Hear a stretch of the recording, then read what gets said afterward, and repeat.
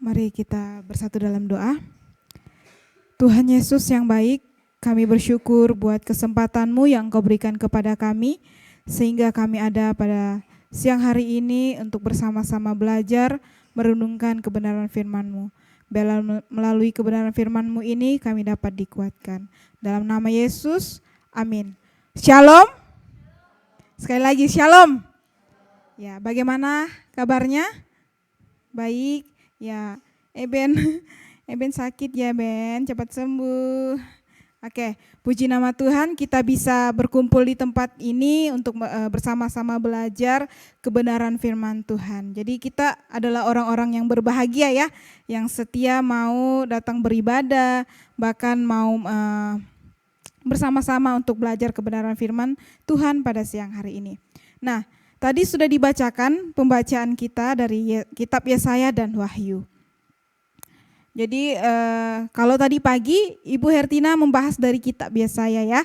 Nah hari ini Kristi membahas dari Wahyu, kitab Wahyu. Pasal 14 ayat 1 sampai 13. Dan saya memberi satu tema yaitu kesetiaan di tengah badai. Wah, siapa sih ini yang orangnya paling setia? Udah ada ya. Ya jawab sendiri lah ya masing-masing ya. Oke, kesetiaan di tengah badai. Nah, kita ya sebagai orang-orang percaya, kita tidak luput ya yang namanya dari cobaan. Ya, cobaan, masalah, ujian, beban, tantangan, bahkan sakit penyakit ya, kita tidak luput dari hal itu. Dan banyak juga orang yang mengatakan kalau kita sudah hidup dalam Tuhan, kita tidak ada masalah, betul? Tidak ya. Jadi walaupun sekalipun kita sudah mengikut Yesus, kita sudah hidup dalam Yesus, pada kenyataannya kita semua tidak luput dari cobaan, masalah, beban, dan hal-hal yang membuat kita merasa kita mulai dikecewakan seperti itu. Tetapi sekalipun kita adalah anak Tuhan, sekalipun kita sudah percaya, masalah itu tetap ada selagi kita masih ada di dunia. Tapi kalau tidak mau ada masalah berarti kita harus kemana? Ya, surga. Maksudnya kita kembali kepada Tuhan. Dan mungkin Bapak Ibu pernah mengalami sendiri atau melihat orang-orang di luar sana ketika mereka merasa bahagia, pasti mereka selalu mengucap syukur ya. Bagaimana kalau tiba-tiba Tuhan merubah dari kebahagiaan menjadi duka cita? Apakah Bapak Ibu merasa sedih? Siapa sini kalau merasa duka cita dia bahagia? Angkat tangannya. Oke ya, pasti ya kalau kita merasakan duka cita, kesedihan, pasti kita akan merasakan Tuhan sudah tidak setia gitu dengan kita gitu. Tetapi itulah kenyataan hidup manusia. Kita akan selalu ada dalam hal-hal yang kita tidak harapkan sesuai dengan harapan kita. Nah, dalam kita mengalami masalah, beban, apakah kita akan tetap mengatakan Tuhan itu setia? Atau apakah kita aku akan tetap setia Tuhan walau di tengah badai? Ya. Apakah akan kita tetap mengatakan seperti itu? Atau apakah kita bilang, saya tetap bahagia walaupun di tengah badai? Pasti yang terutama yang kita katakan, Tuhan ini badai apa ini yang datang? Mungkin kita kadang, saya mau lari aja lah dari kenyataan hidup ini. Lari akan tambah masalah, ya kan? Nah, apakah kita akan mengatakan hal-hal seperti itu bahwa kita mau setia, Tuhan sudah setia. Apakah kita mau mengatakan Tuhan Yesus baik, sungguh amat baik, walau sekalipun kita dalam keadaan banyak pergumulan dan masalah. Dan hal seperti itu kadang kita juga berharap kita akan hidup baik-baik saja.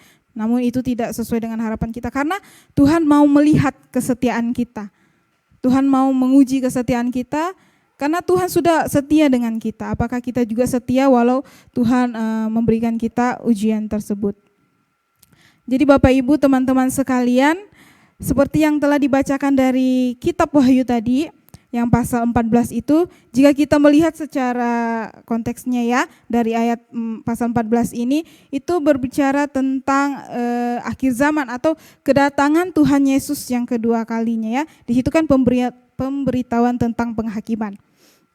Nah, tentang kedatangan Tuhan Yesus yang kedua kalinya. Di sini menjelaskan bagaimana penderitaan-penderitaan yang akan dialami oleh orang-orang yang hidupnya di luar Yesus. Ya, mereka akan disiksa, mereka akan menderita ketika mereka tidak mempercayakan hidupnya kepada Tuhan Yesus sebagai juru selamat yang berkuasa dalam hidup. Saya bacakan di ayat 10 ya, 14 ayat 10 sampai 11.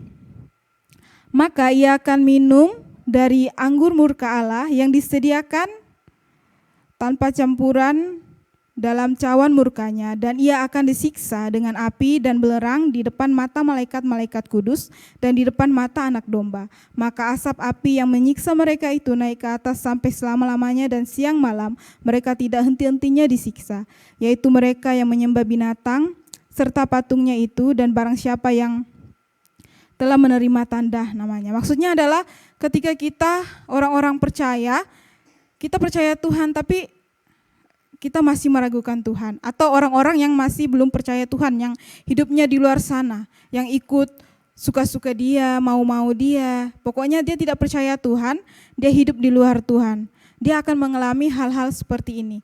Ya, Alkitabnya mengatakan bahwa mereka akan disiksa ketika mereka hidup di luar Kristus. Jadi ini sangat tegasnya menjelaskan kita, jadi kita akan dalam dunia ini kita akan mengalami penderitaan, mengalami masalah. Tetapi ingat, Tuhan selalu setia, dan Tuhan juga mau mengajarkan kita untuk setia di dalam masalah yang kita hadapi. Dan kita juga perlu ingat, ketika kita di luar Tuhan apa akibatnya, tetapi ketika kita hidup dalam Tuhan apa akibatnya, seperti itu. Nah, seperti di pembacaan yang pertama, kisah yang pertama itu di Yesaya, pembacaan yang pertama diceritakan bahwa di situ Raja Babel mengalami kehancuran. Kenapa dia mengalami kehancuran? Pertama, dia merasa dia paling hebat, dia bisa melawan melebihi kuasa Tuhan gitu. Dia bisalah semampu dengan sekuatnya gitu. Dia sampai dia mau melebihi kekuasaan Tuhan. Jadi kita bisa melihat dari kisah Raja Babel ini ya, di mana Allah juga bisa memperlihatkan kuasanya gitu. Bukan si Raja Babel yang berkuasa, tapi Tuhan yang berkuasa, di mana dia bisa menghancurkan Raja Babel untuk membebaskan umat Israel. Walaupun sekalipun umat Israel sering menyakitkan hati Tuhan. Nah, kita juga bikin begitu ya. Kita juga sering menyakitkan hati Tuhan, tetapi Tuhan tidak pernah meninggalkan kita, dia setia. Nah, itu yang kita bisa lihat dari Yesaya 14 ayat 3 sampai 15 yang tentang Raja Babel ini sombong, dia merasa dia paling kuat, dia hidup dalam mengandalkan kekuatannya. Sehingga Tuhan turun tangan untuk menghancurkan Raja Babel, dan Tuhan membebaskan umatnya. Dengan ini mungkin maksud Tuhan adalah supaya ketika ada masalah ini, apakah bangsa Israel ini mau setia, mau taat, mau tunduk sama Tuhan, atau dia tetap mau berpoya-poya atau mengikuti kesenangannya. Jadi Tuhan mau melihat kesetiaan itu ya. Jadi Bapak Ibu, teman-teman sekalian, kita juga bisa melihat Tuhan di atas segalanya ya. Tuhan di atas segalanya, Tuhan berkuasa, Tuhan itu berdaulat dalam kehidupan setiap orang.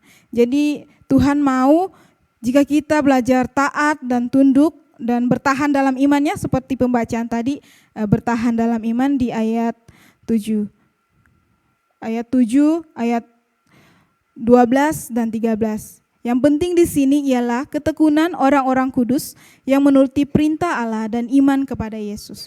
Jadi ketika kita tekun dan mempertahankan iman kita dalam Yesus, kita akan mendapat apa yang kita sudah pertahankan ya. Jadi kita tidak perlu khawatir lagi, karena Tuhan itu sendiri berjanji dia akan mengirimkan Roh Kudusnya. Seperti kita kemarin sudah memperingati hari kenaikan Yesus ya. Dia tidak naik langsung ya udah biarlah anak-anaknya tinggal aja di bumi gitu ya. Tetapi dia mengirimkan satu pribadi, sosok yang bisa menolong kita, siapa? Roh Kudus. Nah, jadi Jadi kita tidak perlu khawatir lagi, kita hidup di dunia ini, kita harus tinggal belajar setia, taat, tunduk dalam masalah apapun itu badai hidup kita, ya kita tetap harus percayakan semuanya itu kepada Tuhan dan hidup dalam Tuhan. Pasti Tuhan menolong kita karena Dia sudah berjanji Dia akan memberikan Roh Kudus-Nya kepada kita. Jadi kita adalah orang-orang yang berbahagia karena Tuhan sendiri telah memberikan Roh Kudus-Nya. Bapak Ibu bahagia Roh Kudus diberikan kepada Bapak Ibu? Bahagia ya, makasih ya. Jadi kita adalah orang-orang yang berbahagia karena kita sudah diberikan Roh Kudus kepada kita sebagai orang-orang yang percaya agar hidup kita di dalam Yesus itu selalu setia ya. Kita belajar setia. Mengapa Yesus memberikan Roh Kudus-Nya? Apa alasannya? Ada dua alasannya untuk menutup renungan kita siang hari ini. Alasannya yang pertama adalah ada satu janji Tuhan yang telah dijanjikan kepada Bapak, Ibu, saya dan kita semua dari kitab Yohanes pasal 14 ayat 1 sampai 3. Saya bacakannya. Dari kitab Injil Yohanes pasal 14 ayat 1 sampai 3. Janganlah gelisah hatimu, percayalah kepada Allah, percayalah juga kepadaku. Di rumah Bapakku banyak tempat tinggal. Jika tidak demikian, tentu aku mengatakan kepadamu, sebab aku pergi ke situ untuk menyediakan tempat bagimu. Dan apabila aku telah pergi ke situ dan telah menyediakan tempat bagimu, aku akan datang kembali dan membawa kamu ke tempatku supaya di tempat di mana aku berada, kamu pun berada. Amin ya. Jadi alasan kenapa kita disebut orang-orang berbahagia karena kita sudah dijanjikan oleh Tuhan, Dia memberikan kita Roh Kudus, yaitu supaya Tuhan sudah sediakan tempat untuk kita. Amin. Ya, jadi kita tidak perlu khawatir lagi akan masalah yang kita akan hadapi, cobaan, tantangan dalam hidup ini. Karena Tuhan sudah berjanji Dia akan memberikan kita keselamatan, Dia sudah menyediakan tempat bagi kita. Ya, keselamatannya itu ya bersifat kekal. Tidak boleh diganggu, gugat oleh apapun. Tidak boleh ditawar-tawar dengan apapun juga. Nah, alasan yang kedua adalah janji Tuhan itu ya dan amin. Setuju? Kalau enggak setuju saya turun aja, enggak bercanda ya. Jadi janji, ya makasih.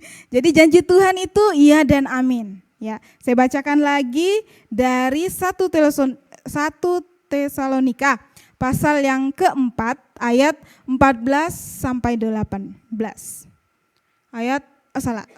Dari 1 Tesalonika pasal 4 ayat 16 sampai 18. Sebab pada waktu 1 Tesalonika pasal 4 ayat 16. Sebab pada waktu tanda diberi, yaitu pada waktu penghulu malaikat berseru dan sangkakala Allah berbunyi, maka Tuhan sendiri akan turun dari syurga dan memberi mereka yang mati dalam Kristus akan lebih dahulu bangkit. Sesudah itu kita yang hidup, yang masih tinggal akan diangkat bersama-sama dengan mereka dalam awan menyongsong Tuhan di angkasa. Demikianlah kita akan selama-lamanya bersama-sama dengan Tuhan. Karena itu hiburkanlah seorang akan yang lain dengan perkataan-perkataan ini. Seperti di ayat terakhir dari Wahyu tadi, ayat 13, yang mati dalam Kristus, kita akan mati dan hidup di dalam Kristus. Jadi kita tidak perlu khawatir lagi akan hal itu ya.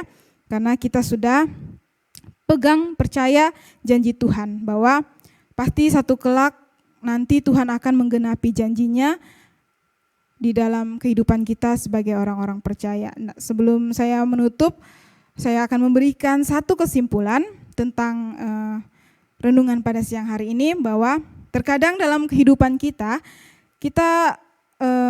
menjalani kehidupan kita ini tidak seindah, tidak romantis yang kita harapkannya Bapak Ibu, seperti apa yang kita inginkan, seperti apa yang kita impikan. Mungkin juga terkadang kita diperhadapkan dengan berbagai ujian, cobaan, masalah, dan juga mungkin masalah itu yang membuat kita tidak setia kepada Tuhan dan yang membuat kita mulai menjauh, dan juga yang mungkin membuat kita Tuhan sudah tidak setia. Tapi dengan berbagai masalah itu kita perlu sadar dan kita perlu ingat bahwa sesuai dengan pembelajaran kita pada siang hari bahwa ketika kita setia di tengah badai, di situ Tuhan ada. Di situ Tuhan tidak tidur. Tuhan mendengarkan kita, dan kita sebagai anak-anak Tuhan, kita pasti selalu diberikan cobaan, ujian, masalah, tetapi dengan itu kita diproses, teman-teman. Kita diproses untuk kita tetap setia kepada Tuhan, dan diingatkan juga dalam Tuhan mengizinkan masalah itu, cobaan dan tantangan itu, percayalah di balik semuanya itu ada rencana Tuhan yang indah. Amin. Amin. Ya. Jadi sekalipun badai hidup yang kita alami begitu besar menimpa kita belajar untuk taat, tetap teguh, bertahan dalam Yesus Kristus, dan setia karena Tuhan sudah setia di dalam kita. Mari kita berdoa. Tuhan, terima kasih buat kebenaran firman-Mu yang mengajarkan kami untuk setia, karena Engkau terlebih dahulu setia dalam kehidupan kami, dan ajar kami untuk juga setia di tengah badai yang kami alami, baik itu masalah keluarga kami, pribadi kami, pekerjaan kami, perkuliahan dan sekolah kami.